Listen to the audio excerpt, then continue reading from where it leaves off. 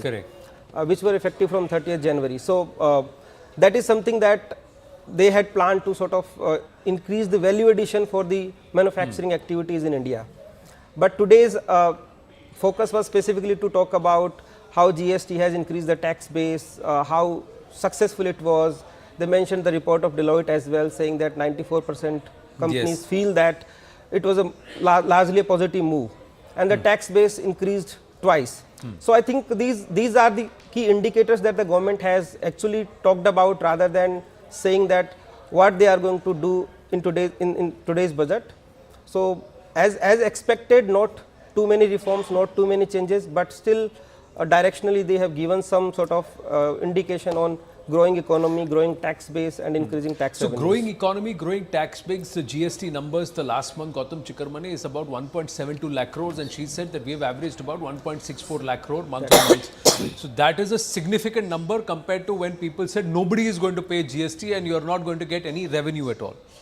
But is this an indicator that the private sector is biting the bait? Is it? Are we going to see? I don't think that, you have any or option. they'll say, "Ab Mai ke baad dekhte hain." I don't think there is any option. I think if there's a tax system in place, private sector has to bite into it. And I find that instead of managing 17 kinds of taxes, indirect taxes, now if there is only one kind of a bureaucracy that the corporate sector has to engage with, it's definitely a better system. And you can see the numbers are growing. I see them moving towards 2 lakh crore per month very soon. Let me ask you this. Have they done enough to not do anything in this vote on account budget? The government? No. A vote on account, I think these are speculations for the July budget. This, a vote on account by its very definition is restrictive in its expression. But I think the next budget in July, in July, that's where a lot of debate, etc. would happen. By the way, did you, everybody seems to have missed it, or maybe I'm the only one who noticed it, the geopolitics in the budget. Did you hear the stress on Lakshadweep? Yes. And I think these are the subtle messaging, because the world is now watching India's budgets, and perhaps that was one subtle message. See, from on an everyday point of view, you would see most of the flights are full. Yes. Most of the connectivity is increased. Budget airlines are charging more than full service airlines, and they're still going full. Trains are going full. Connectivity has increased across the board. So somewhere somebody is making money. You have to accept that somewhere somebody is making money. Is that reflecting in the health of the economy? It is. In fact, if you see, Gulzar also shared some numbers in terms of the direct tax. And remember, the collection in the fiscal deficit of 1.1, the direct tax collections increases at modest of 10 or 11% as compared to the current, which is around 15%. So in a way, to my side, it shows that it is increasing. Both the GST collections are increasing, your even direct tax collections are increasing, and increasing at a better rate than the inflation. So to my mind, that is a good sign that we are getting into more growth oriented and also more organized one.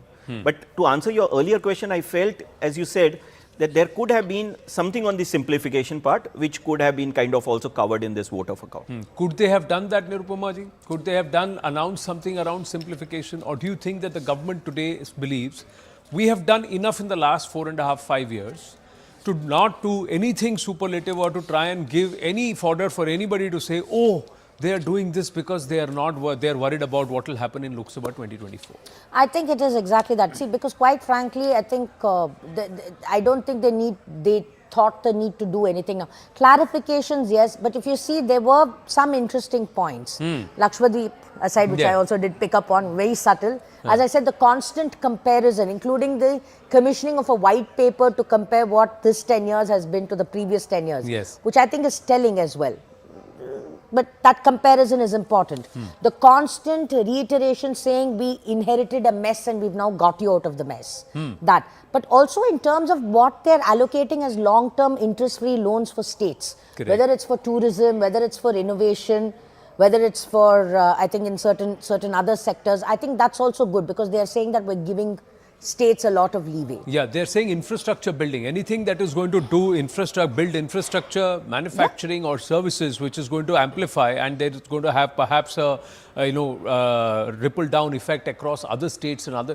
We are ready to give you long-term interest-free loans. They're saying. Not just, I think also, I think in some sense, it's good to be very neutral and say this is what we've done, as in taking a stock of where you are, what you have done so far, because then with a clear indication saying when we come back in July and when we present the budget in July, which is anyway of a very positive way of saying we will do more. Right. Let's ask this question of the industry. Let's go across to Shivani, who's there with members of the CII and FICCI, and ask them. The government is going to continue to spend and they're going to keep one track going. When is the private sector going to get hyperactive? I have with me Mr. Nikhil Sahni, Chairman, CIA National Committee on Capital Goods and Engineering and Vice Chairman and Managing Director, Triveni Turbine Limited. I also have with me Anshuman Magazine, Chairman and CEO, India, Southeast Asia and Middle East and Africa of CBRE. Anshuman Magazine, if I begin with you, there's a promise of 2 crore more houses in the next 5 years. That's a direct relation to your industry. That plus what else was the highlight for you? I think biggest highlight was the increase of capex infrastructure. 11 that continues. So that is a major one, because that will bring in the all the construction activity, etc., which will happen. On the housing front, she talked about encouraging middle class housing. Although there's no fine, we have to look at the fine print. There's no specifics what would be done for that. Rural, the low cost housing, increasing it to 2 crores by 25 is great. So any construction which happens has a multiplier impact on the economy. But the fact is, what was expected, which in a way not for this budget, for next budget, is that in 2022, a lot of the incentives on the housing front were reduced or taken out. And the direct impact of that is that the construction of affordable housing, both construction, the supply side and the demand side, is reduced since last year. So we are hoping in the next budget those incentives will come out, because stats are clearly showing that the supply and demand both have reduced in the affordable housing category. Overall housing is done well, especially luxury and middle class, but mid housing, but more needs to be done. I think the other part, what I liked was she talked about tourism, new airports, skill development. Women were a major part of her speech. Yes. So all this will be positive, but as this was a vote on account budget, I think everything, she hit all the right chords, but there was no specifics what will be, what would the government do. I think that will come in the next budget. Mr. Sahni, given that actually it was a very controlled, very prudent, very restricted and restrained vote on account by the finance minister, if there were any expectations of anything big bang, it did quite happen, but you would be also happy with the capex expenditure at 11% increase? Very happy. I think you have to read between the lines. Firstly, everyone knew that this was a vote of accounts coming into today. So firstly, to not have a mention of a lot of policies which could have been seen as populist coming into election is a very big sign of the confidence that the finance minister and the government has going into elections. And also for today, this is a real strength that the government is showing, that they are confident leading into the election in 2024, like in April. But I would say that when we look at the capex growth of 11.1%, given the fact that nominal GDP growth would be somewhere above 13%, of course, as a proportion, capex would come down as a percentage of GDP. But having said that, it has allowed for greater space, as the finance minister said, for the private industry to go out and build fixed capital formation. The research and development initiative, corpus of 1 lakh crore over 50 years at negligible or zero interest rate, is something that's very encouraging. It's something that industry has been asking for a very long time. And it's very interesting that the finance minister has taken a route to not give this through a tax subsidy, which has been given in other countries and which has really failed in India in the past. And so it'll be very interesting to see how this would get implemented. But after all, what we can see with this budget is a continuity of the schemes that the government has in place and really to build the capital stock of India. As Anshuman had pointed out, this could be in housing or other aspects of infrastructure development, but also in terms of the social capital that the government aims to build. So all in all, very encouraging, very positive, but we look forward to some of the nuances in this budget. And of course, the Finance Minister did point out that she would come out with a more articulate messaging on what Viksit Bharat and the schemes that they would have in July. So look forward to that. In the meanwhile, there's been some concern over the private expenditure or investment not kicking in. Is there enough to kind of enthuse the industry as it stands? Oh yes, most definitely, because I think from my perspective as someone who participates in the capital goods space as well as chairing this committee for CII, we see a great degree of enthusiasm around a number of sectors, especially climate change, and the Finance Minister was explicit in the country's commitment towards net zero by 2070. There's an enormous need for us to not only build the infrastructure, but also the capital equipment that would be required for that transition. Equally in areas such as railways, there's a need for us to be able to develop capabilities and capacity. And she did also mention about defense. Now, of course, details are not there, but very frankly, you do have to read between the lines. Okay, read between the lines. Speaking about one of the things that the government had kind of initiated only just before the budget on 22nd of January, when the Prime Minister was there for the consecration ceremony as well, was 1 crore homes to get rooftop solarized power. And with that, 300 units of free electricity to these solar powered homes. That's a big futuristic vision, obviously tying into the net zero as well that the government has talked about. Absolutely. Everywhere across the globe, this rooftop solar is a big movement, but solar itself, forget the rooftop solar. And I think this announcement, I was pleasantly surprised that they mentioned about rooftop solar, and this will make a huge difference because the electricity tariffs are quite high in our country. And some of the governments, state governments have won on that plank, so it must be really important that if they're giving subsidies on power. And I think one of the other challenges we have is that in many states we are subsidizing power and it's being misused. So anything we can do to do an alternate way, and solar is one of them, I think is very, very positive. All right. So again, you have to read between the lines. When you do have rooftop solar, you need to necessarily have smart meters because you have to have duality in terms of connections. So there's a lot that has to be implemented to allow for a scheme to get really utilized by the public. So no, I really love the way the dimension that you brought in. There are a lot of subsidies that are given on electricity particularly, and concern has been growing what it does to state budgets and deficits particularly. On deficit, of course, Nirmala Sitharaman has talked about how it's 5.8 revised as far as the fiscal deficit for this year is concerned, and for next year estimated will be 5.1 with a long-term vision to bring it below 4.5. That's it from us. For the meantime, a big thanks for our guests for joining us. Back to you in the studio. Well, thanks for that. So, rooftop solarized, we'll come to that because solar panels themselves are not very affordable, and there's dual meters. Somebody has to make them in such a way that these meters are not so expensive and it makes sense. So, there are a lot of implementation aspects, but Himal, you're also saying that somewhere in terms of manufacturing, you wanted to highlight something?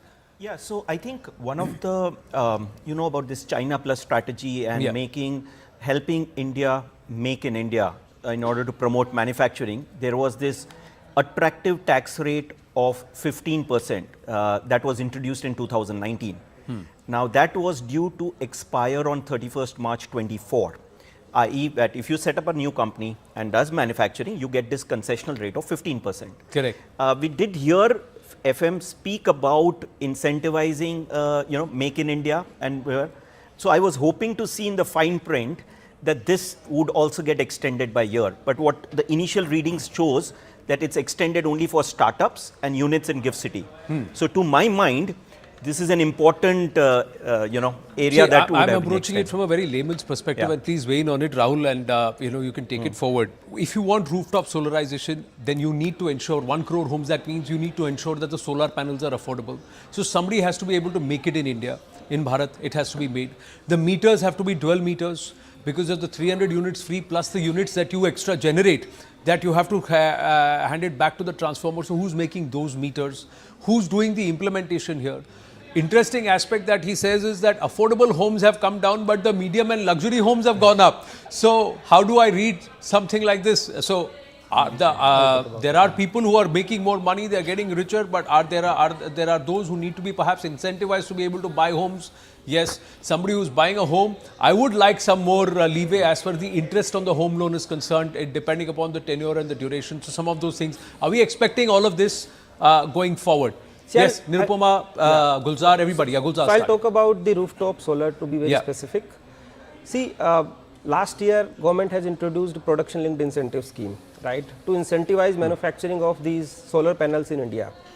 But currently we don't have so much capacity, and at the same time the customs duty rates were increased, right. So we have currently 42% customs duty if I am importing a solar panel.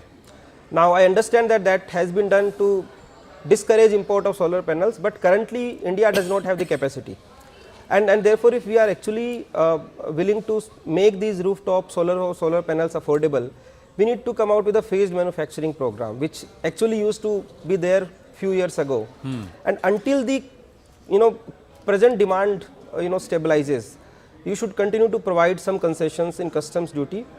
And please keep in mind that any manufacturing industry which is set up, it takes 2 to 3 years time to stabilize and ramp up the demand, ramp up the production, and therefore that has to coincide with the phased manufacturing program on import of solar modules. So that's one point I just wanted to make on rooftop But solar. the tendency tends to be to import more rather than manufacture at home. So somewhere you have to have you have to create a system or an environment where you force people to make here. That's right. See, there is a transition that's happened in the toy industry. That's a very phased manufacturing program I am referring to. Phased manufacturing program actually gives you customs duty concession on import of raw material. Correct. Right?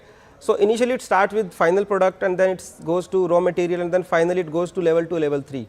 So that's the phased manufacturing program I was also talking about. That I'm not saying that give customs duty exemption on solar panel to start with. Imports, but raw material. Yeah. But raw material, give lot of concession to raw material so that industry starts manufacturing these items. And until there is a demand supply gap, you need to continue to provide even customs duty concession on some of these products, so that the targets, the ambitious targets that India has to set up a specific capacity of renewable energy products, those targets are also met. July budget ke liye note bana lete hain. Absolutely. Let's they are not going to be able to do anything. Let me tell you something, the demand supply mismatch in that sense, I agree. But I think where the government actually misses the mark multiple times is they themselves are a huge consumer.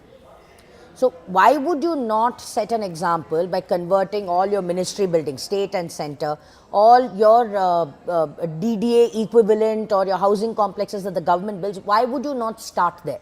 Correct. Why would you not make them solar powered? That's your captive demand. The point is, if you're saying why is industry not producing, they may not produce because if it's a huge investment, notwithstanding your cuts in customs, notwithstanding any of the concessions that you're getting, but where is the demand? So you have captive demand that can be generated that easily.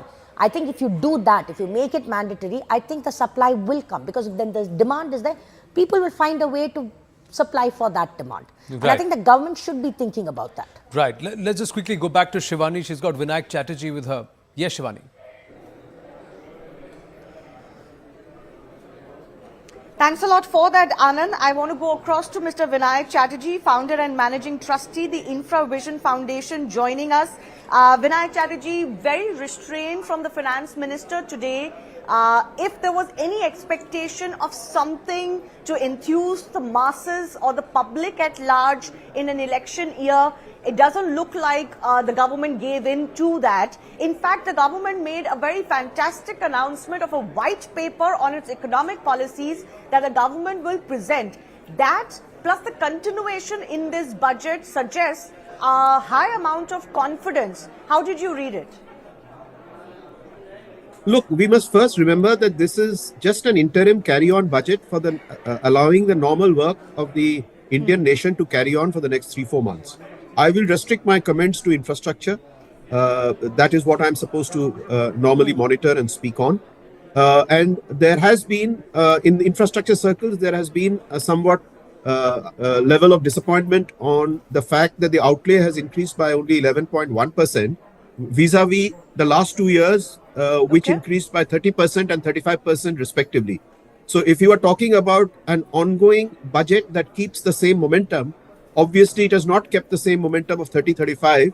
And the belief among infra players is that since it's only an interim budget, when the final budget is formulated, whenever in June or July, that we will come back to levels of 30% growth because that is what the nation requires. For example, if you really look at the economic policy of the government, it has very clearly been articulated as public expenditure, infrastructure, investment-led economic growth. So that infra investments then create a booster effect on the GDP. Now at 10 or 11%, if that is carried on, will not give the level of boost and impetus. So we need to go back to a 30-35% level, which I hope will happen when the final budget is ready. Back to you. Right. In terms of infrastructure push, the government did announce 3 corridors for railways. Of course, not a lot of details that we have right now. They've talked about energy, mineral, cement, port connectivity, high traffic corridors, 40,000 bogies to be upgraded to Vande Bharat standards. Of course, you mentioned capex. You're not totally happy with it. You would have expected to be more. The government mentioned the capex outlays 3.4% of the GDP currently. There is the net zero commitment. There is the blue economy commitment, etc. Overall, did you see the larger vision, at least in terms of the government, of what it wants to do for Viksit Bharat? Look, there were some new buttons that were pressed, and I would like to commend the government for pressing those. In short, they relate to a major push on rooftop solar as a measure for poverty alleviation. It pushes PPP formats for agricultural storage. It announces 3 new railway corridors for energy, mineral and cement, which I think is part of the overall push on increasing the logistics efficiency. And it certainly pushes the green button by announcing VGF for offshore wind and coal gasification. So these are the buttons that have been pushed and they are welcome. And as I said, we look forward to a far more higher outlay when the final budget is announced, because that is what the nation would require as an investment-led strategy to boost GDP. Over to you. The finance minister said the next 5 years will be years of unprecedented growth. Apart from what you've mentioned, of course, in fact, in terms of infrastructure outlay, what do you think makes the government so confident, given that everybody's been talking about the global headwinds that have been troubling other large economies? What keeps India in good stead, and why do you think the government is confident of the next 5 years being big for India? Very simple.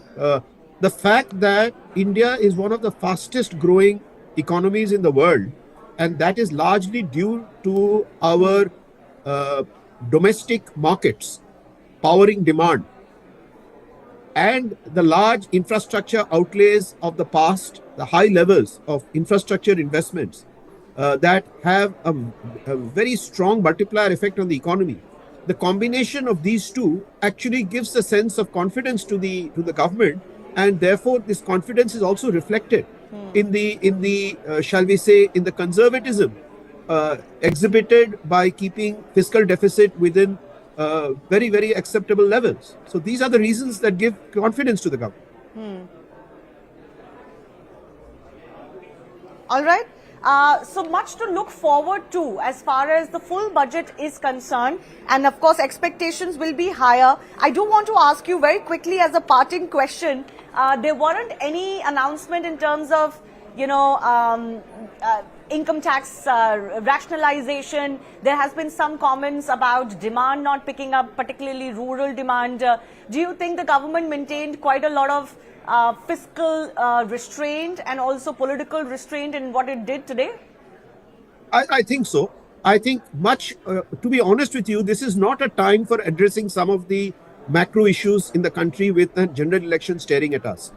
I think the government has been fair in not making any big bang announcements, and all the issues you mentioned, I think the mandarins in the finance ministry are fully aware of these demands, these pulls and pressures, and I'm confident that, as usual, as demonstrated in the past, when the full budget is announced with a new government in around summer, these will be addressed.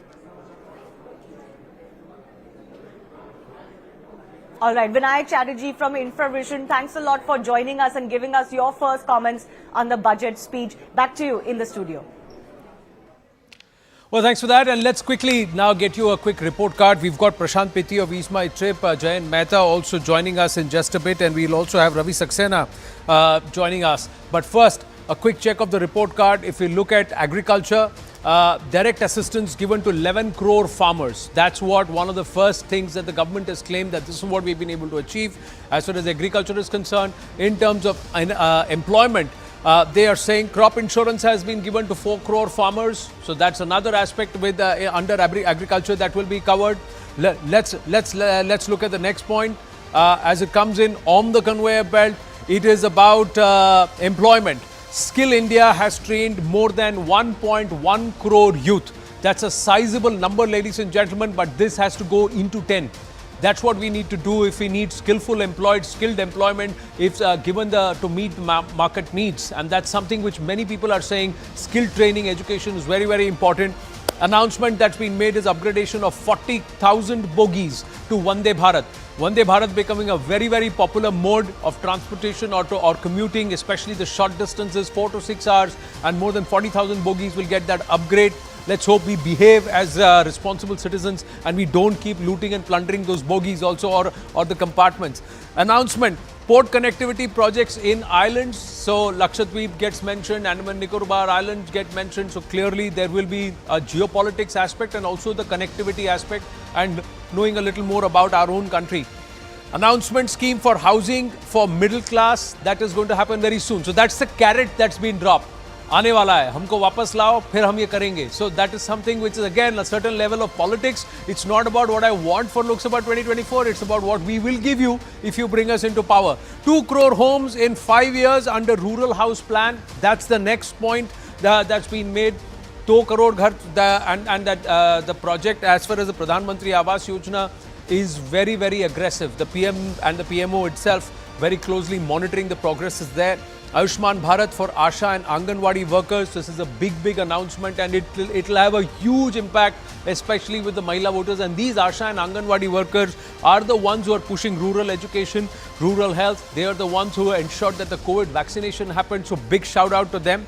Government to encourage critical cancer, cervical cancer vaccination. This is a big announcement that's coming through and again oriented towards women and those as cancer becomes a huge, in fact there is research happening and by April, May, by the time the Lok Sabha elections happen, we will have something really cutting edge. We'll talk about it later.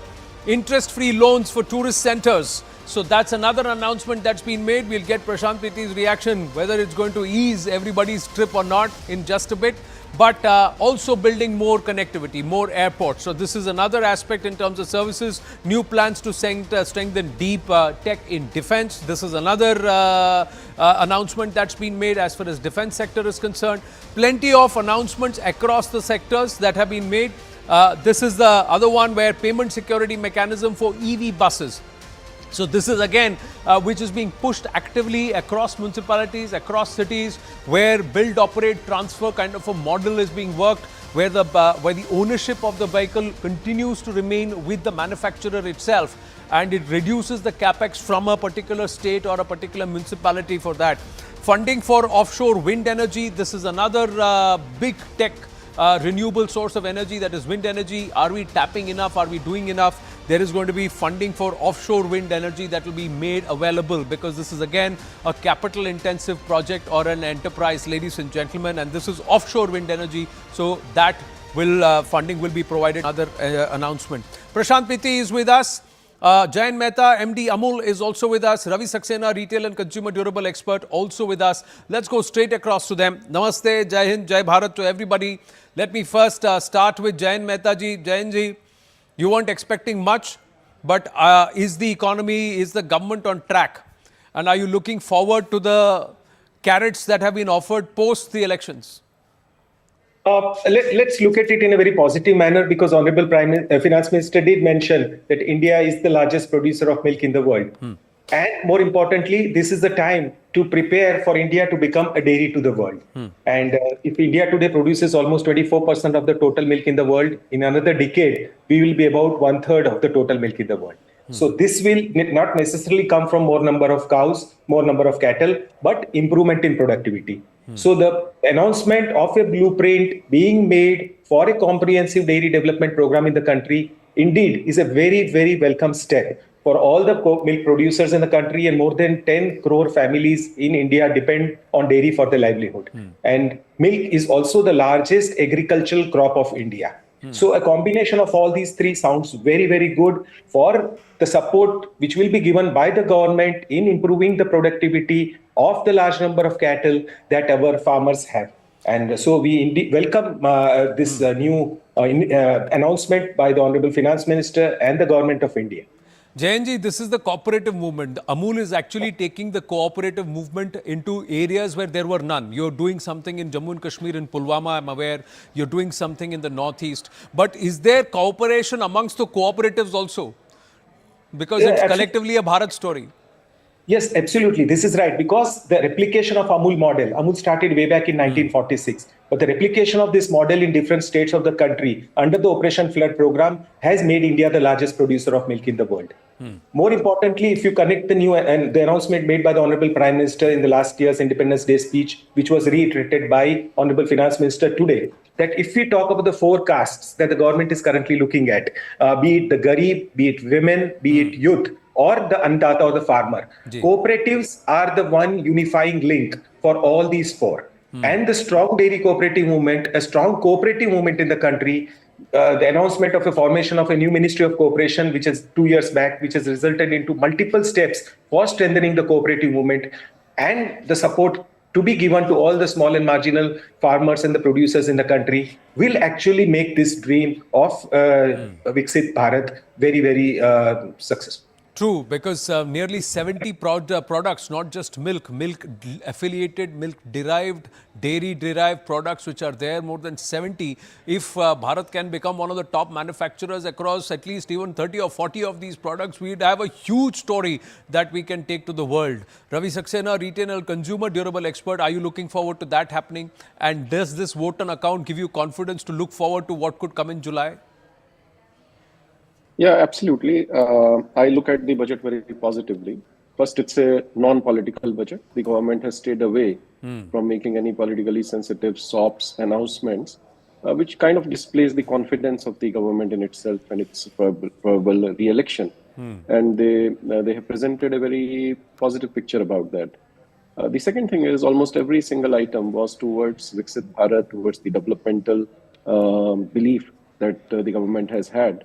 And also the times that we are living in, as you said earlier in the show, that in a world which is surrounded by wars and misery and deflation, India is the bright spot. And I think the budget was, without making it very overt or over the top, it was a very positive picture portrayed in that direction. So absolutely, I see it that way. And particularly, there are many things regarding our industry, which is retail and consumer sector, which are positive. Home appliances, that is our sector. And the addition of new homes, 2 crore new homes have been announced. And we all know that when a person moves away from a hut or a rented small premise into their own home, the confidence level to invest in appliances increases multifold and has a multiplier effect on the economy. 10 million solar installations in homes, making them net producers of electricity, saving that essential 15,000 rupees per annum for them. It means a lot, because in 15,000 per annum, you can fill your home with appliances, and when you are not concerned about kitne watt electricity kharch ho gayi. So that is a very key element. So absolutely it will happen. Just to give you a little insight, the adoption of kitchen appliances in the country today is in less than 20% homes. Correct. A simple mixer grinder is in 35% homes, which means 2/3 of India does not even have the most essential first product that people buy when they start cooking at home, which is a mixer grinder. So one can imagine that when these people who don't have their own homes and are struggling for electricity or paying the bill, when they come into this fold, it is going to really boost this sector. But is that a consumption problem, Raviji, or is it a manufacturing and distribution issue? No, it's not at all a manufacturing problem, because I believe in the spirit of the Indian entrepreneur. So earlier in the program, it was mentioned that regarding solar, solar panels, that why is there a high customs duty? Right. My belief is there should be a high customs duty, because the way I have seen the Indian entrepreneurs produce in India, make in India in the last 4 years, post-COVID, post-Galwan, it's unbelievable.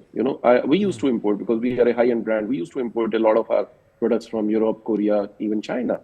And I can tell you now, 3/4 of our production, actually about 83% of our goods are manufactured in India. And this I couldn't have fathomed 3 years ago. The vendor ecosystem has gotten developed. And it has gotten developed not because of high customs duties, but because of non-tariff barriers, which have motivated people to bring first the semi-knockdown kits, then the completely knockdown kits and assemble in India. And the moment that starts, people start applying their mind. What else can I do? Which mold can I make here? Which screw, which part, which PCB I can manufacture here?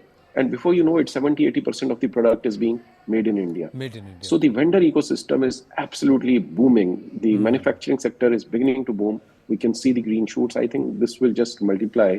Well- And these kind of supports in infrastructure, logistics, they will all go on to help it. Well, Gulzar was also saying phased manufacturing as a strategy, and he said make the customs duty on the import of raw materials. Lower that, lower that, so that you can make it here at a cheaper cost. The full kit or the actual panel, you have high customs duty levies there, that's all right. But at least the raw material and the other aspects, you can reduce it and encourage phased manufacturing. Prashant Pitti? Look, I can Yeah. talk about my industry. Ji. It's not like that. The raw material or the finished goods have the same level of duty, which in our industry is 20%.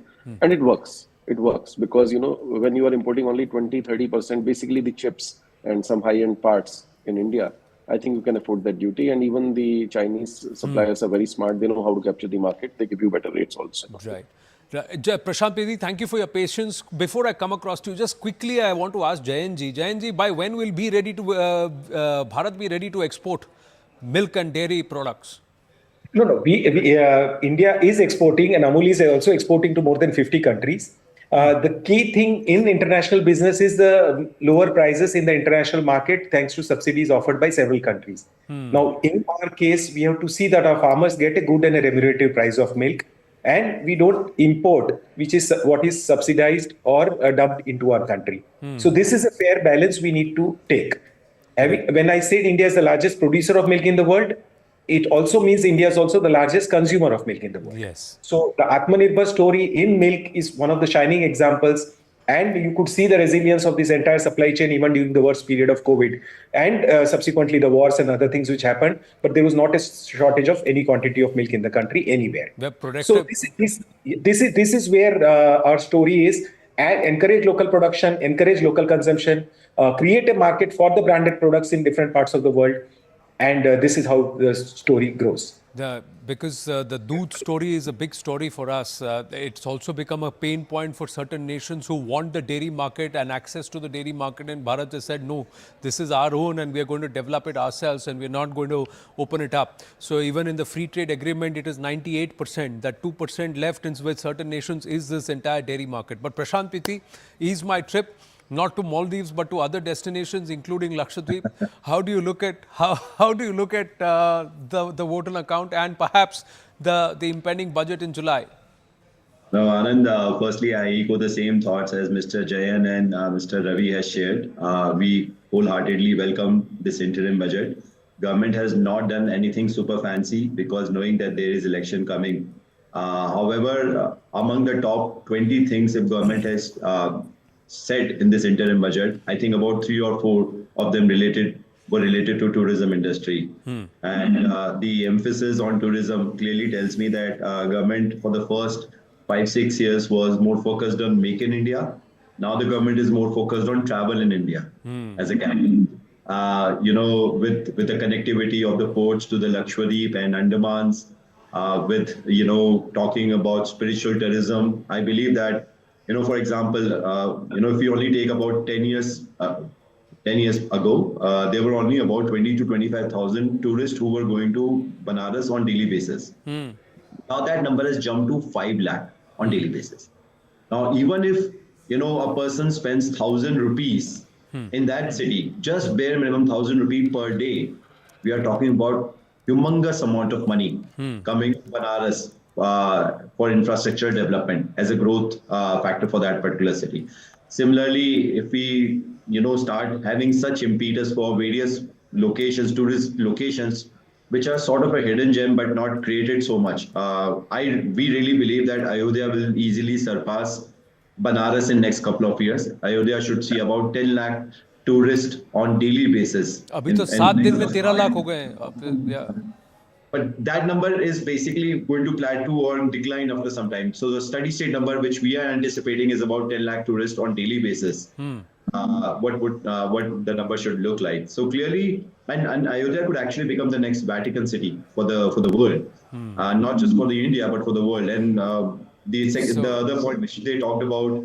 So there are consultants, there are real estate people, there are investors, everybody is sitting here. I think all of you should say, like, we'll not only send the tourists up to Ayodhya or connect them, but we'll also start building infrastructure so that they have places to stay. Because there are now 10 cities that have come up to facilitate the Pran Pratishtha, but those 10 cities cannot thrive and survive and hold the kind of thing. So that's where the infrastructure aspect comes. Jayanji, Raviji and also Prashant, if you would please stay on with us. It's a great conversation. I just want to bring in some of our silent partners in the mix, sitting in the studio also to join in on the conversation. Gautam Chikarmane, do you want to take this forward?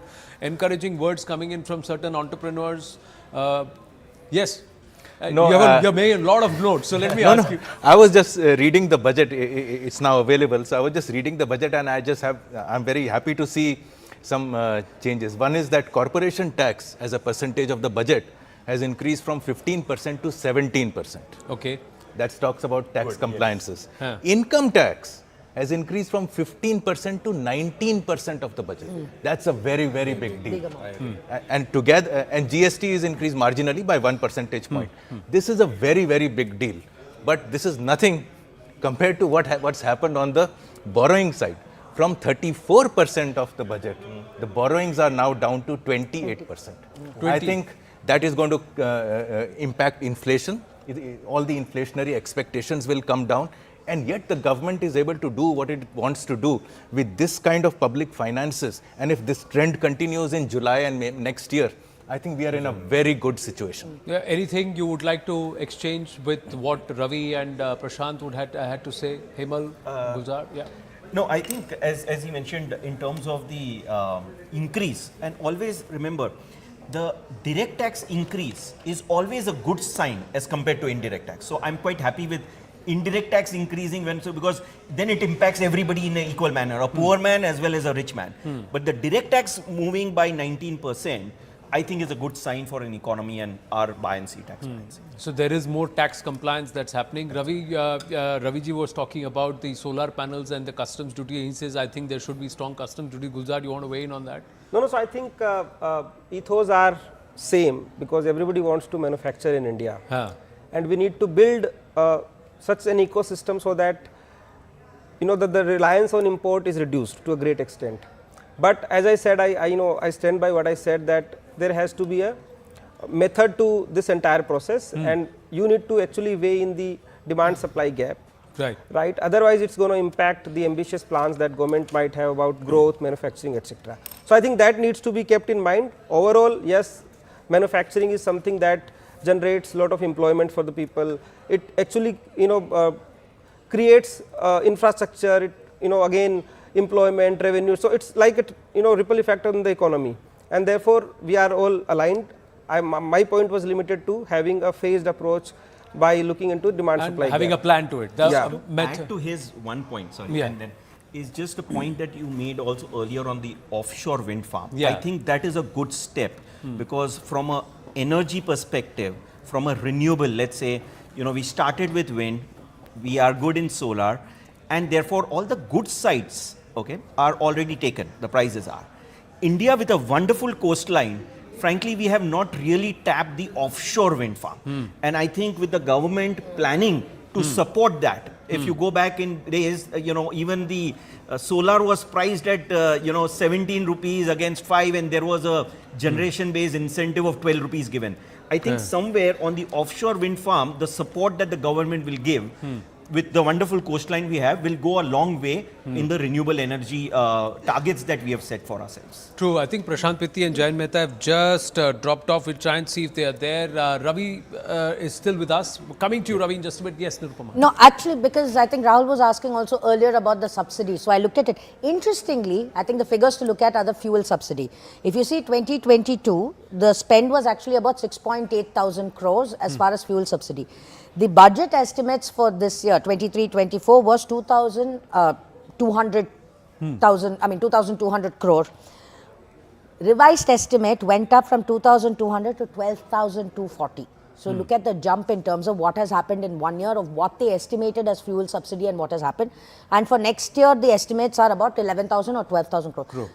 All the other subsidies, whether it's fertilizer or food, we've seen a systematic reduction, which is very good. But with fuel subsidy, this is actually one of the first times I've seen such a gross mismanagement of estimate in terms of subsidy. No, but that was also, you would also say it's an extraneous circumstance because of the Russia-Ukraine war, the oil compulsions that we had in terms of, and now we've got a problem in I think so, and I think that's what has. So it's like war all around, and we are the biggest importers of fuel. I agree. So coming back to that, so I think that's the justification, and rightfully so because of what has happened.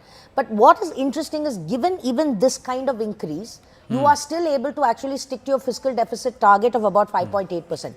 It's not bad, and the next, currently at 5.8, and next year it's 5.1. So you're not actually looking at a very significant jump or reduction. It's very phased and very good. So I think it would be very doable in terms of what they want to do. Also, the total subsidies are down from 7% to 6%. Huge. That's another big thing, amount. Anand. So, as are your because central subsidies sector generally schemes. tend to go up, and here we are seeing a consistently down from 986. Okay, it was low in 2021, then it jumped, and now we are back to the 6% mark. 6%. I think this is another healthy. So there is a reduction in subsidies, except for perhaps in fuel, where Which there's is a huge up. understandable. Ravi ji, final question with you. Let me ask you, manufacturing, is there enough of a thrust that's happening? Is there enough and more manufacturing that's happening? Because for Bharat to become a Viksit Bharat and to be known as one of the powerful economies of the world, we have to be a very strong manufacturing hub. Are we in the right direction? Oh, absolutely, Anand. I totally believe in that. I've been saying that for years. We have been talking about growth of service sector. And my sense has been that, India is too large to be supported just by services sector or a trading sector. Manufacturing has to be our core. And I was the happiest when this government started talking about Make in India, because I know that we live in chaos. As Indians, our strength is to be able to build things out of chaos. And while I hear Gulzar Saab saying that, there has to be a method to the madness, but we are used to this. I think the Indian entrepreneurs will create infra out of madness, and they will be able to. And there is no right time, because there is a right time and a wrong time for everybody. Whatever time you take the decision, people are in different phases. Absolutely. But I'll tell you a couple of things which I think government must do. One is PLI. I think PLI scheme is wonderful. Right. There used to be a lot of tax benefits based on geography, state-based. They have reduced by and large now over the last 2 decades. PLI is taking over, but PLI is limited to a few high-end sectors. I think manufacturing should not be limited to just a few high-end sectors like chip design or chip manufacturing or telecom or mobile manufacturing. It needs to be opened up. Ravi, I'm interrupting you because I'm just taking it across to Shivani, who's got two very important guests with her at the CII Hub. Over to you, Shivani. Thanks a lot for that. Let me introduce two prominent industry voices joining me on two particular focus areas for the government. One is infrastructure and the other is renewable energy, and both were actually spoken about quite a bit. I'm joined with Deepak Shetty, Chairman, CII Infrastructure Council and CEO and MD, JCB India. With me is also Vishali N. Sinha, co-founder and chairperson, Sustainability Renew, a member of CII as well. Mr. Shetty, if I can begin with you. Expenditure, capital expenditure, 11.1% growth, 11 lakh crore increase, 3.4% of the GDP. Happy with that, or were you expecting more? I think I'm very happy. First of all, obviously there can be sometimes a debate about the number in particular, but we should not forget about the base. I think with the recent last 2 or 3 budget announcements, we have seen continuous focus on infrastructure development. And also there was a bit of a concern that an interim budget before the election, sometimes does it take the focus away? I think what the Honorable Finance Minister has conveyed very strongly is the focus on infrastructure development is there, is going to continue. And the other good thing about this particular announcement is she has touched about various other elements of infrastructure development. For example, when we talk about infrastructure, we think only about roads, highways. She has spoken about investment in the railway infrastructure, the dedicated freight corridors, which will not only help in improving the connectivity, but also reduce the cost of logistics. If you look at from the business point of view, the logistics cost in India is between 12 to 13%. In the Western world, it is 8%. So you can appreciate that how much of the competitiveness of the products from India and also the time from the farm to market, etc., will benefit. So you're talking about the energy, mineral, cement, port connectivity, and high traffic corridors that the minister has spoken about. The other element she has spoken about is the tourism sector. Yes. And we have seen globally the multiplier effect the tourism sector has on creation of infrastructure and also creation of jobs. So I think this is very positive. The one more item I wanted to speak about, many times when we talk about infrastructure development, we only look at the central government or the national highways, etc. But I think the state governments also play a very important role. We have seen what has happened through the Pradhan Mantri Gram Sadak Yojana, etc. The whole creation of rural infrastructure and the 75,000 crore support to the state governments. I am sure part of that will be invested in creation of the rural infrastructure. So all the elements of infrastructure development have been covered. I will not talk about the green energy. I will leave it to Vaishali to comment on that. Vaishali is the expert on that. A lot talked about. This has been a focus that the Prime Minister has made an international commitment on net zero by 2070. There's been offshore wind energy, classification, piped NG for households, e-vehicle support, and so much more. Blue economy being talked about. Again, tourism ties into that. How did you look at the entire scenario? No, I think I was very pleased. I think unlike the weather outside, which has been grey, foggy and not very clear, I think the finance minister and our country's leadership is very clear about the direction in which they want to move. I think they've been quite clear about it since the time they took over in 2014. If I look at the renewable energy space and the climate energy transition area, I think India has been a margdarsha to the world. And I think it makes us very proud when we go out. It's made people like us, entrepreneurs like us, go out and do our work, execute, because we are in an environment where there are enabling policies. In this budget, I just felt that it was just a continuation of what has been good. So, and the vision is there. Of course, a lot of the details will come possibly in the full budget, which is obviously this is an interim budget. But what I heard was, as you rightly pointed out, it was Muft Bijli. It sounds lovely and it is very nice because you see at a policy level we've been doing well, especially at the national level. How we engage the subnational, how we engage individuals for the life mission. I think these are steps which will take us in that direction. And for example, so rooftop solar for 1 crore individuals, which will save them about 15 to 18 odd thousand per month is not a small amount. It is a small amount from the point of view of the kind of large impact it has, because it will help people think sustainability, walk sustainability, adopt sustainability. So that has been great. The viability gap funding for the offshore wind area has been pretty significant. These are incentives which are given to sort of kick-off sectors, right? And so the perception so far has been that offshore is very expensive, and it's a right perception for India. Such initiatives will help kickstart this area. So that was a nice sort of announcement. I think there were other announcements around biomanufacturing and foundry, etc. I think biomass related. So I think all of those things show that ye ek hara bhara budget hai. So Hara Bhara Viksit Bharat. Viksit Bharat, right? Yeah. So all of that vision ties in. But can I just ask you, because you're a NASDAQ listed company, how is the world looking at India? Because most populous country in the world, looking for large growth and high growth very quickly, a lot of pressure on such developing economies. How is the world looking at India when it comes to green energy and renewable energy? No, the world, as I said earlier on as well, is looking at India as a very inviting, progressive, committed country, which is one of the fastest growing even in the renewable space. If you look at our metrics, I mean, when we started, I think we were at about 75 gigawatts of goals, and now we're talking about 500 gigawatts. We're talking from 15 gigawatts per year generation to 50 gigawatts generation. I'm not sure if there's any other comparable country, developing anyone who has these commitments, and it's not only for India, but as you pointed out in your introduction, it is the commitment to integrate a global kind of energy landscape where we all work in a mutually beneficial manner.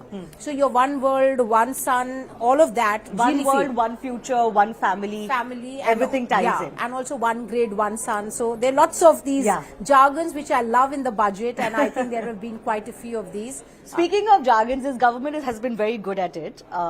Nothing wrong with that. This budget was also about presenting a report card of the last 10 years. Mr. Shetty, what is your report card to the government for the last 10 years? Because continuation is the big theme. They're very confident. They've not done any big, announcements, nothing populist that one can, grab at. Exuding confidence that they'll do more as they go along. They don't need to do anything extra right now.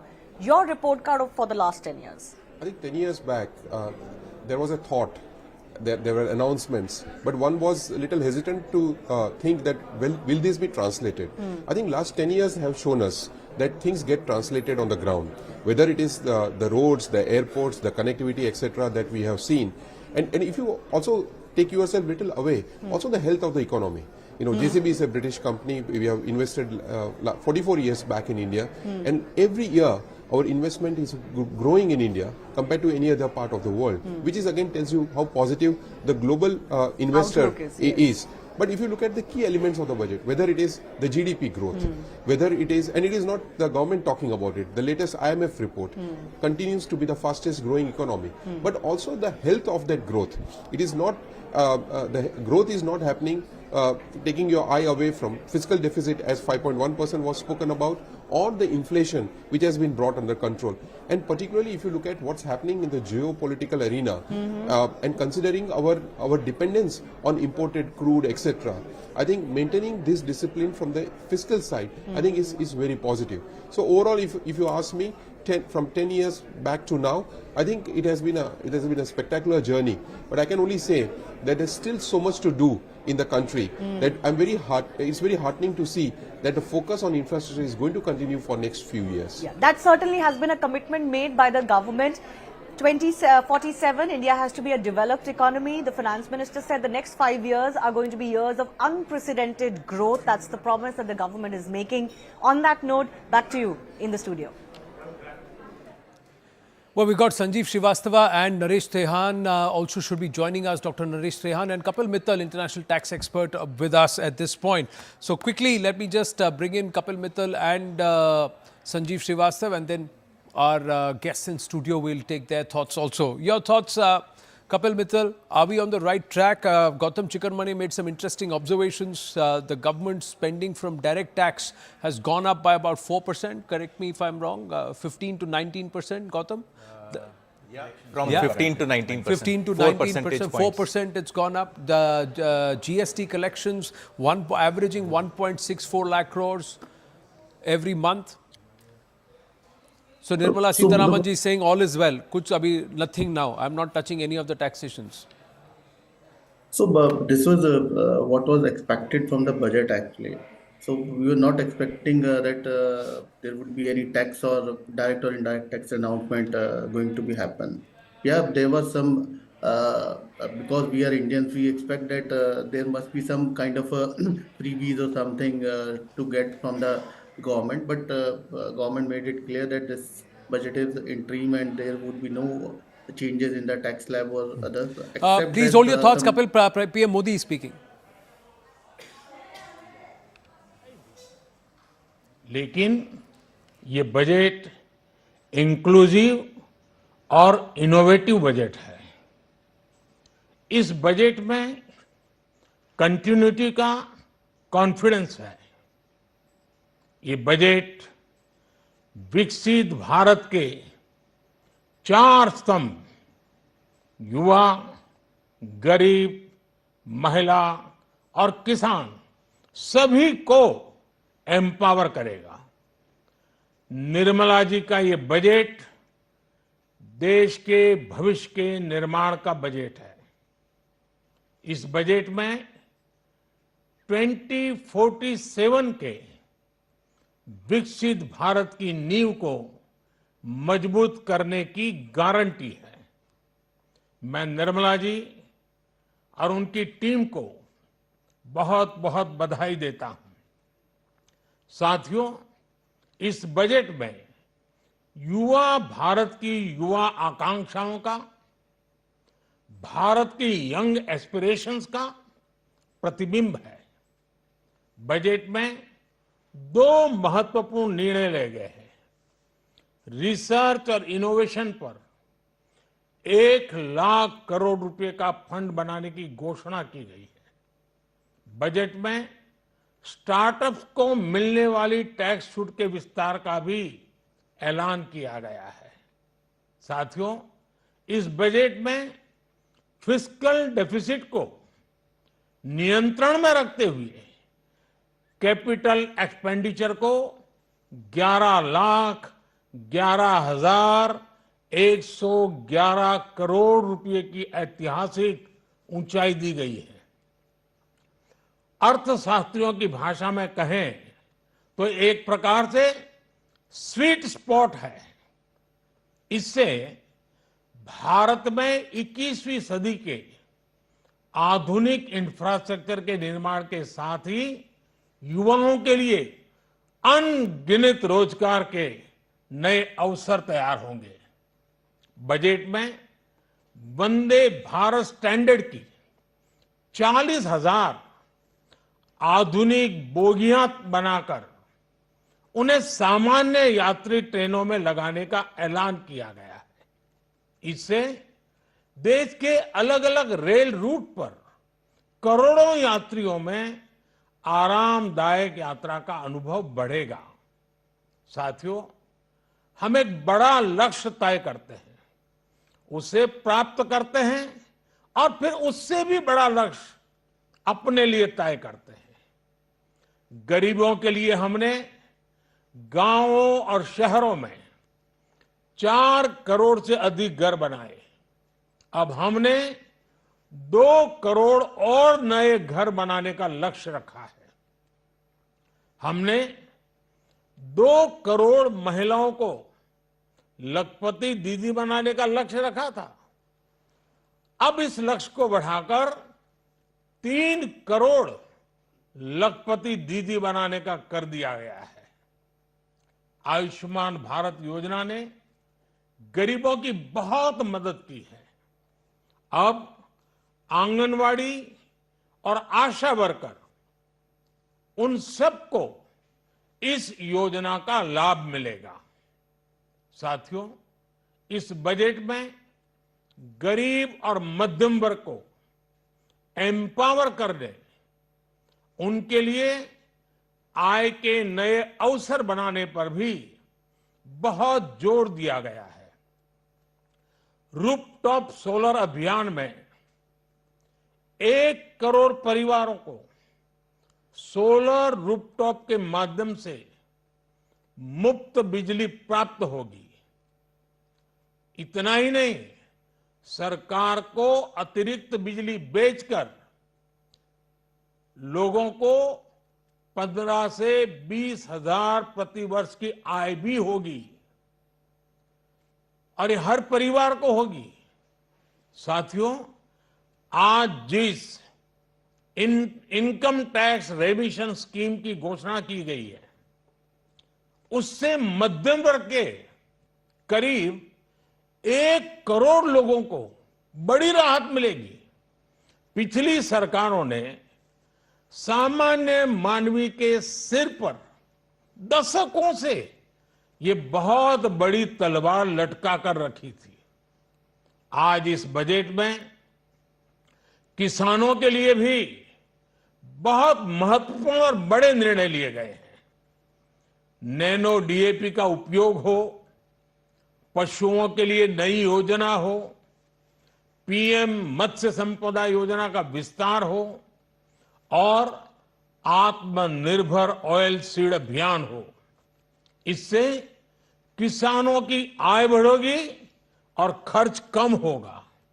मैं एक बार फिर सभी देशवासियों को इस ऐतिहासिक budget के लिए शुभकामनाएं देता हूं। बहुत बहुत धन्यवाद। So once again, Prime Minister underlining Yuva, Garib, Mahila and Kisan. These are the four pillars for whom he is going to work, and his policies are structured around in Bharat. Is something that he has continued to say, and he says that this budget also reflects the concerns and the ability to try of this efforts of this government to help these four categories: Kisan, Mahila, Yuva, and of course the Garib, or those who do not have. The Mudra loan aspect, Nirupama ji was talking about, very, very important, where he says that women have benefited. And nearly what was the number he so said? Of 43 crore loans that have gone on Mudra, 30 crores have actually gone for women. So that's about 70% of your total Mudra loans, as per budget document, seems to have been deployed to women. Interestingly, because these are non-collateralized loans, an average NPA, as per some figures, I think in a Rajya Sabha, to answer Rajya Sabha question, as of August 2023, was about 2.5%, which is not bad at all. Yeah. And I think that's actually great women empowerment if you look at it in terms of the amount of loan that's going and the fact that it's actually targeted so well at women, which wasn't. Of course, there was an intention, but I think it's done. It also shows a value system that the person on ground who's taking the loan is so conscientious that they want to be correct about repaying that loan also. So the repayment, that's why the NPAs is at 2.5% despite having no collaterals. No, but also interestingly, see, remember in most cases for credit to women, the collateral has always been a huge impediment. Yeah. In most cases, women don't have collateral and therefore have not been able to actually take loans. So non-collateralized loan up to 10 lakhs of whatever category you choose, and that they've actually made use of it, is fantastic. And as you say, with the commitment to repay. And this 30 crore is distributed of over nearly 1 crore of women. I think that's what he also said. More than 1 crore of women have actually benefited out of it. So I'm just saying it's small amounts. No, 30 crore loans have actually gone to 30 crore women. 30 crore loans have gone to women. Correct. So, yeah. So, I'm just saying that the amount of the withdrawal also from these people, these women, on an average is not more than 10 to 20 lakhs, 5 to 10 lakh rupee loans is what they are looking at. 10 lakhs is your limit for Mudra anyway. So that's that what 5 you're to at. 10 lakh is enough to set them up in life, and it is getting that grassroots person who was, just flirting around with the poverty line and sometimes has been able to push that up. This entire aspect of multi-dimensional poverty which is being spoken about and the government, are you people votaries of the same? We have Sridhar Prasad, we've got Sanjeev Srivastava and Kapil Mittal who we interrupted. We'll go back to all of them and in just a bit. But yes, Gautam and Hemal, yeah. Gautam. Multi-dimensional poverty. I think that's a very complicated thing and multi-dimensional. The fact that it has come down is a remarkable thing, and this follows an almost zero, less than 1% fall, 1% of extreme poverty as defined by World Bank, $1.9 a day spending. So I think poverty eradication has been and continues to be on its way. It's just that the line of poverty will now start rising. So instead of $2 a day, we may move to $5 a day and try to eradicate that. From there, we'll move to $10 a day and try to eradicate that. This is completely in tune with the Vikasit Bharat, $20,000 per capita income, $30 trillion economy by 2047. And I think this, what I don't see in the budget, by the way, explicitly stated, although it's there in the underlying, is growth. All past budgets, there was a strong impetus on growth and this will grow and that will grow. I don't see that right now. Perhaps welfare is the bigger currency of economic discourse in this budget. But I think taking everything into consideration, this growth has removed poverty India is now a clear case Everybody study. else is talking about the growth story, so the government is saying, let me talk about welfare. I am saying that's also the politics of it and the optics of it. IMF is saying growth ho raha hai. Economic survey report is saying growth ho raha hai. Everybody is saying growth ho raha hai. Why should the government say growth ho raha hai? I think what it does is, it brings the argument that growth removes poverty back into the forefront. It is back into the flavor. Sridhar Prasad, your thoughts, sir? Interesting here, because the four words which you guys, I mean, it's there in the budgets, I'm just clubbing them into two buckets, which is the poor and the annadata on one bucket, and women and youth on the other bucket, right? So all the benefits and the 1 lakh crore for entrepreneurship is coming under the buckets of women and youth. Then it becomes an opportunistic budget because the market is opened up for the poor and the farmers. And anything which you do in these two buckets by the 1 lakh crore recipients, whether it is youth or women, that translates to the growth aspect of what is being spoken about here. Because anything and everything which is spoken needs a massive amount of digitization, needs a massive amount of support from startups which are far more nimble than the traditional machinery. Right. So that in that lens, if you're putting it, right, you're actually encouraging entrepreneurship in two dimensions, youth and women. So when money is given to women, like the numbers which were spoken earlier, I'm presuming that a lot of that is into very small scale entrepreneurship. Correct. And that translates to largely in the agri sector, or it is eradicating poverty. Right. Even the solar situation which is spoken about here, right, that requires a large machinery of a digital enablement and a physical infrastructure. Now, startups in the world today, in the country, should be thinking like, okay, made for India, very simple. This has been spoken many times, but have the confidence that let's make for India because government is putting money in these four buckets. Now, where do you align is your choice. And I think this is the first time, I mean, though it is not synced well, but agri-tech and agri-finance as a startup space is going to be really big for us. Yes. Because all the money going to Kisan with very less of digitization in that space, the agri-tech and agri-finance or agri-fintech, if I can use that phrase, could be the buzzword for India now. Agri-fintech. No, not just that. Recently, if my memory serves me right, the government did announce that they're going to do a massive skilling program in the rural areas as far as drone technology is concerned, seeding, and they're going to encourage, and this is again focused on Yuva and women. So that's that bucket that they're talking about, and they want to encourage more and more people to get into a startup space or an entrepreneurial space after they are skilled in managing a drone, operating it, servicing it, and also then using it to try and see.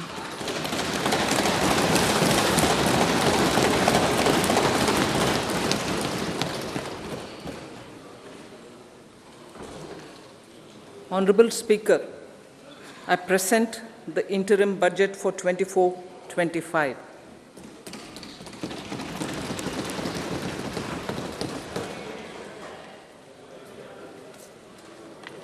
The Indian economy has witnessed profound positive transformation in the last 10 years.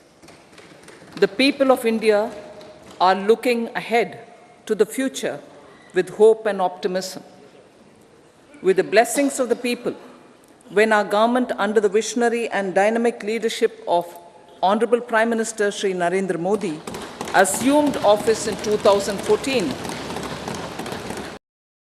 the country was facing enormous challenges. With Sabka Saath, Sabka Vikas as its mantra, the government overcame those challenges in right earnest. Structural reforms were undertaken. Pro-people programs were formulated and implemented promptly.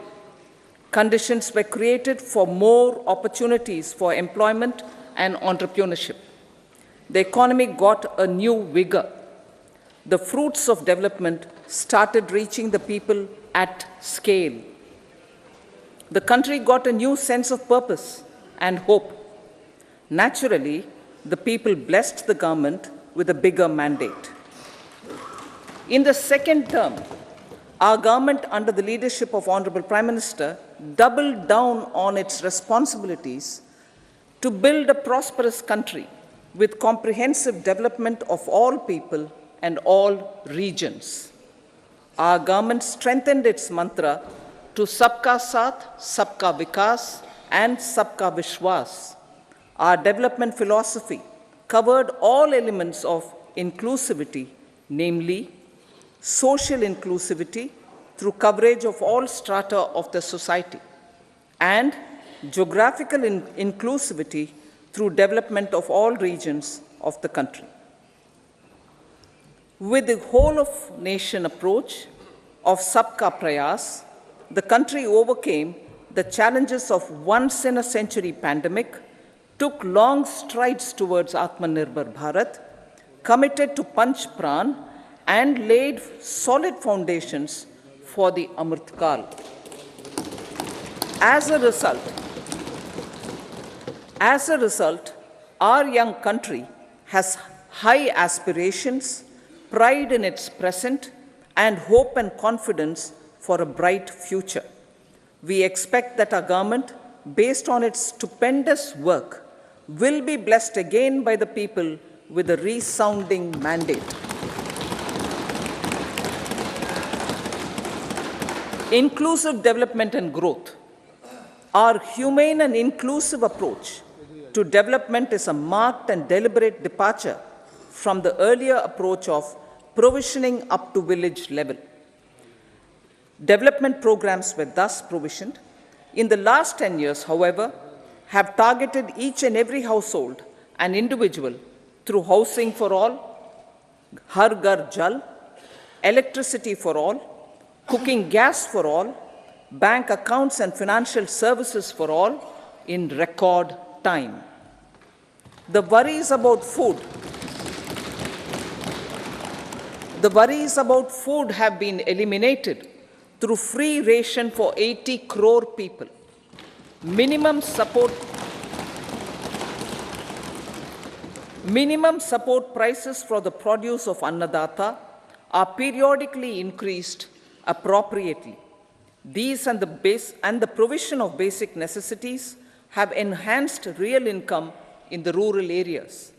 Their economic needs could be addressed, thus spurring growth and generating jobs. Social justice. Our government is working with an approach to development that is all-round, all-pervasive, and all-inclusive. Sarvangin, Sarvasparshi, or Sarvasamaveshi. It covers all castes and people at all levels. We are working to make India a Vikasit Bharat by 2047. For achieving that goal, we need to improve people's capability and empower them. Previously, social justice was mostly a political slogan. For our government, social justice is an effective and necessary governance model. The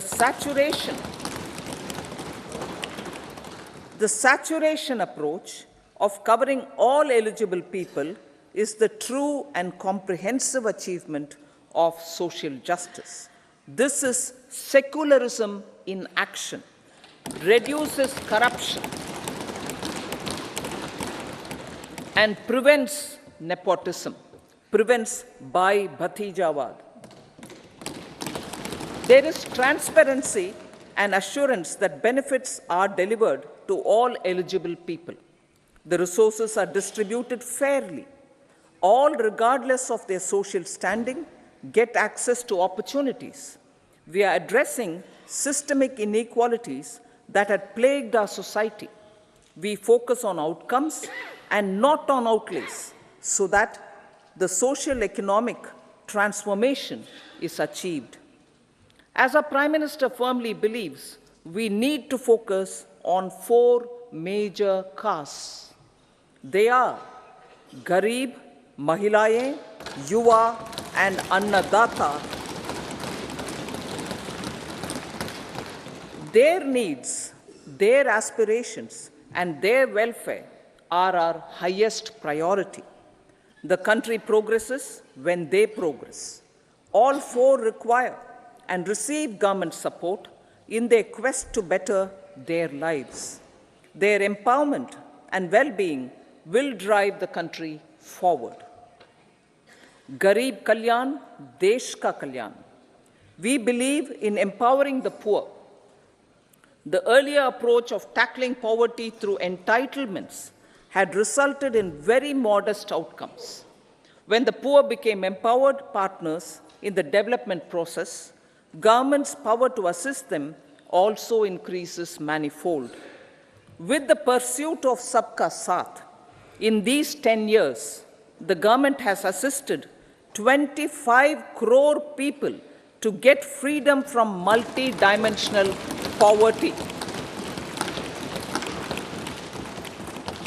Our government's efforts are now getting synergized with energy and passion of such empowered people. This is truly elevating them from poverty. Direct benefit transfer of 34 lakh crore rupees from the government using PM Jan Dhan accounts has led to savings of 2.7 lakh crores of rupees for the government.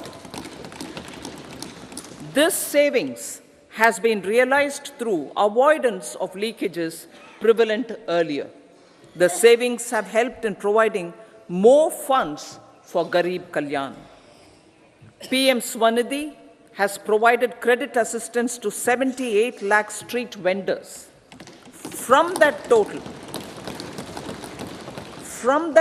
of 78 lakh street vendors, 2.3 lakh have received credit for the third time. PM Janman Yojana reaches out to the particularly vulnerable tribal groups who have remained outside the realm of development so far. PM Vishwakarma Yojana provides end-to-end support to artisans and craftspeople engaged in 18 trades. The schemes for empowerment of Divyangs and transgender persons reflect firm resolve of our government to leave no one behind. Welfare of Annadata. Farmers are our Annadata. Every year under PM Kisan Samman Yojana, direct financial assistance is provided to 11.8 crore farmers, including marginal and small farmers. Crop insurance is given to 4 crore farmers under PM Fasal Bima Yojana. These, besides several other programs, are assisting Annadata in producing food for the country and for the world. Electronic National Agricultural Market has integrated 1,361 mandis and is providing services to 1.8 crore farmers with trading volume of 3 lakh crores of rupees. The sector is poised for inclusive, balanced, higher growth and productivity. These are facilitated from farmer-centric policies, income support, coverage of risks through price and insurance support, promotion of technologies and innovations through startups. Empowering the Amrit PD, the Yuva. Our prosperity depends on adequately equipping and empowering the youth. The National Education Policy 2020 is ushering the transformational reforms. PM Schools for Rising India, PM Shri, are delivering quality teaching and nurturing holistic and well-rounded individuals. The Skill India mission has trained 1.4 crore youth, upskilled and reskilled 54 lakh youth, and established 3,000 new ITIs. A large number of institutions of higher learning, namely 7 IITs, 16 triple ITs, 7 IIMs, 15 AIMS, and 390 universities have been set up.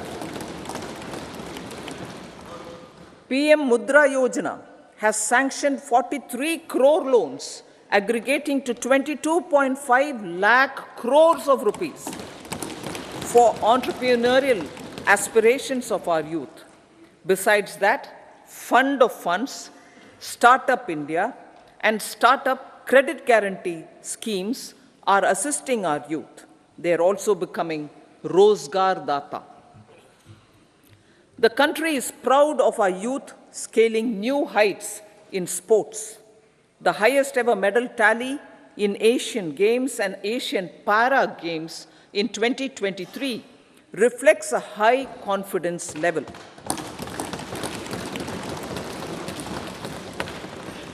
Chess prodigy and our #1 ranked player Pragyananda put up a stiff fight against the reigning world champion Magnus Carlsen in 2023.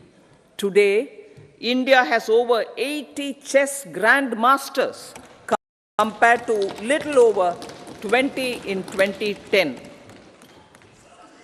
Momentum for Nari Shakti, the empowerment of women through entrepreneurship, ease of living, and dignity for them has gained momentum in these 10 years. 30 crore Mudra Yojana loans have been given to women entrepreneurs. Female enrollment in higher education has gone up by 28% in 10 years. In STEM courses, girls and women constitute 43% of enrollment, one of the highest in the world. All these measures are getting reflected in the increasing participation of women in workforce. Making triple talaq illegal, reservation of 1/3 seats for women in the Lok Sabha and state assemblies, and giving over 70% houses under PM Awas Yojana in rural areas to women, and giving over 70% houses under PM Awas Yojana in rural areas to women as sole or joint owners have enhanced their dignity. Exemplary track record of governance, development, and performance. Besides delivering on high growth in terms of gross domestic product, the government is equally focused on a more comprehensive GDP, that is, governance, development, and performance. Our government has provided transparent, accountable, people-centric, and prompt, trust-based administration with citizen first and minimum government, maximum governance approach. The impact of all-round development is discernible in all sectors. There is macroeconomic stability, including in the external sector. Investments are robust. The economy is doing well. People are living better and earning better, with even greater aspirations for future. Average real income of the people has increased by 50%. Inflation is moderate. People are getting empowered, equipped, and enabled to pursue their aspirations. There is effective and timely delivery of programs and of large projects. Economic management. The multi-pronged economic management over the past 10 years has complemented people-centric, inclusive development. Following are some of the major elements. 1. All forms of infrastructure, physical, digital, or social, are being built in record time.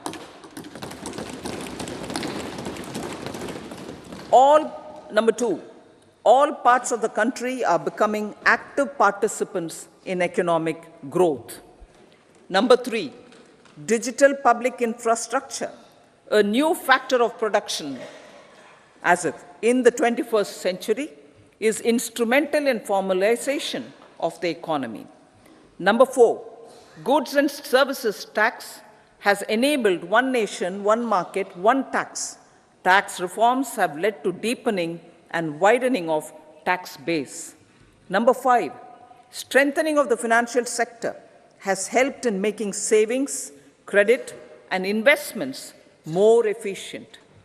Number 6, GIFT, IFSC, and the Unified Regulatory Authority, IFSCA, are creating a robust gateway for global capital and financial services for the economy.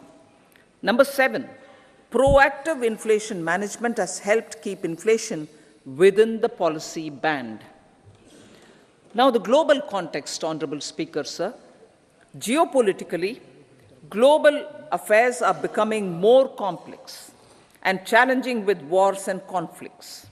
Globalization is being redefined with reshoring and friendshoring, disruption and fragmentation of supply chains, and competition for critical minerals and technologies. A new world order is emerging after the COVID pandemic. India assumed the G20 presidency during very difficult times for the world.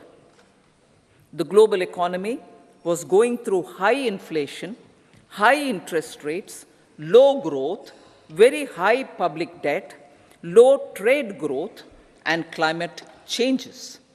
The pandemic has led to a crisis of food, fertilizer, fuel, and finances for the world, while India successfully navigated its way.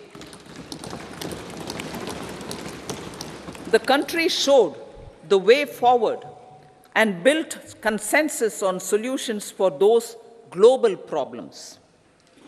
The recently announced India-Middle East-Europe economic corridor is a strategic and economic game changer for India and others. In the words of Honorable Prime Minister, the corridor, and I quote, will become the basis of world trade for hundreds of years to come, and history will remember that this corridor was initiated on Indian soil, unquote. Vision for Vikasit Bharat.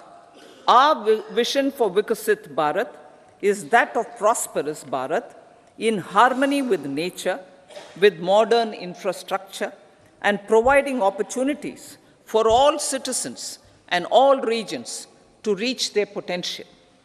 With confidence arising from strong and exemplary track record of performance and progress, earning Sabka Vishwas, the next 5 years will be years of unprecedented development and golden moments to realize the dream of developed India by 2047. The trinity of demography, democracy, and diversity backed by Sabka Prayas has the potential to fulfill aspirations of every Indian. As Honorable Prime Minister in his Independence Day address to the nation mentioned, I quote, there is no dearth of opportunities, as many opportunities as we want. The country is capable of creating more opportunities. Sky is the limit, unquote. Strategy for Amrit Kal. Our government will adopt economic policies that foster and sustain growth, facilitate inclusive and sustainable development, improve productivity, create opportunities for all, help them enhance their capabilities, and contribute to generation of resources to power investments and fulfill aspirations. Guided by the principle, reform, perform, and transform, the government will take up next generation reforms and build consensus with the states and stakeholders for effective implementation. It is an important policy priority for our government to ensure timely and adequate finances, relevant technologies, and appropriate training for the micro, small, and medium enterprises, MSMEs, to grow and also compete globally. Orienting the regulatory environment to facilitate their growth will be an important element of this policy mix. Aligning with the Panchamrit goals, our government will facilitate sustaining high and more resource-efficient economic growth. This will work towards energy security in terms of availability, accessibility, and affordability. For meeting the investment needs, our government will prepare the financial sector in terms of size, capacity, skills, and regulatory framework. Aspirational Districts Program. Our government stands ready to assist the states in faster development of aspirational districts and blocks, including generation of ample economic opportunities. Development of the East. Our government will pay utmost attention to make the eastern region and its people a powerful driver of India's growth. PM Awas Yojana Gramin. Despite the challenges due to COVID, implementation of PM Awas Yojana Gramin continued, and we are close to achieving the target of 3 crore houses. 2 crore more houses will be taken up in the next 5 years to meet the requirement arising from increase in the number of families. Rooftop solarization and Muft Bijli. Through rooftop solarization, 1 crore households will be enabled to obtain up to 300 units free electricity every month. This scheme follows the resolve of Honorable Prime Minister on the historic day of consecration of Sri Ram Mandir in Ayodhya. Following benefits are expected. Savings up to 15 to 18,000 rupees annually for households from free solar electricity and selling the surplus to the distribution companies. Charging of electric vehicles. Entrepreneurship opportunities for a large number of vendors for supply and installation. Employment opportunities for the youth with technical skills in manufacturing, installation, and maintenance. Housing for middle class. Our government will launch a scheme to help deserving sections of the middle class, and I quote from Honorable Prime Minister's words, living in rented houses or slums or chawls and unauthorized colonies, unquote, to buy or build their own houses.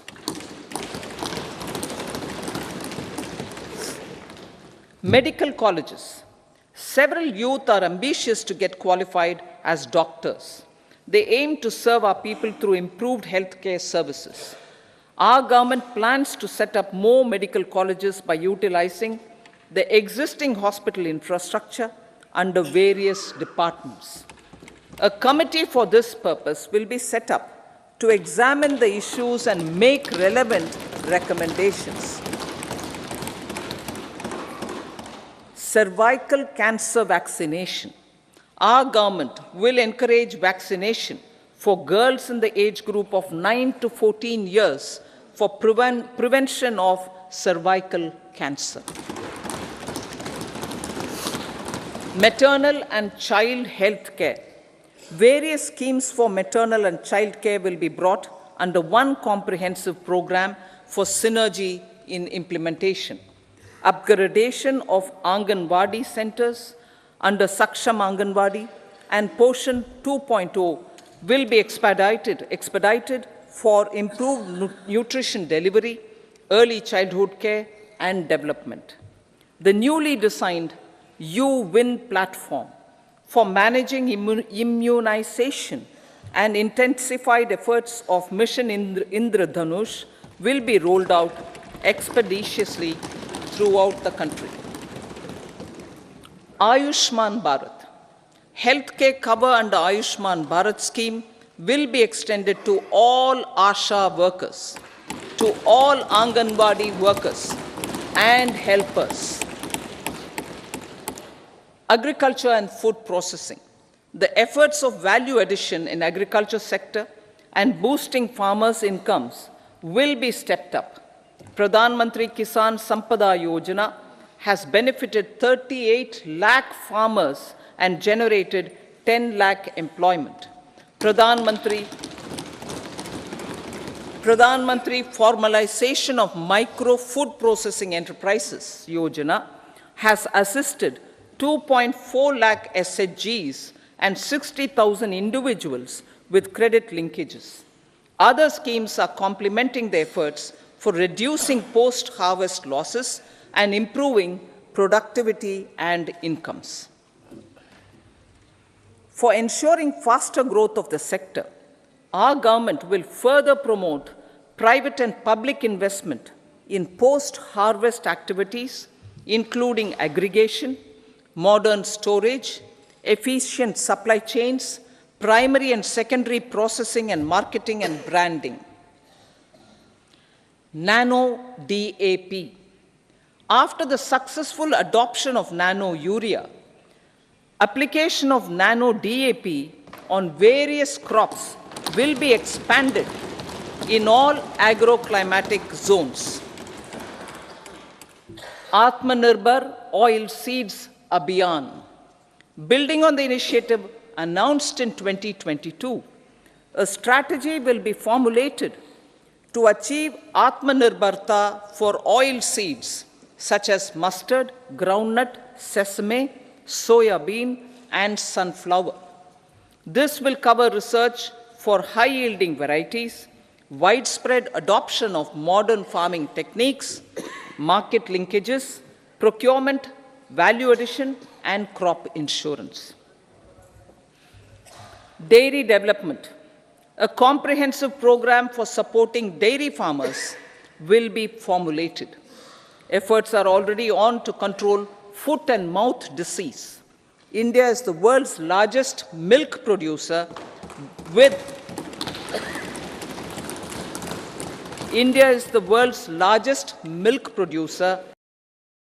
but with low productivity of milch animals. The program will be built on the success of existing schemes such as Rashtriya Gokul Mission, National Livestock Mission, and infrastructure development funds for dairy processing and animal husbandry.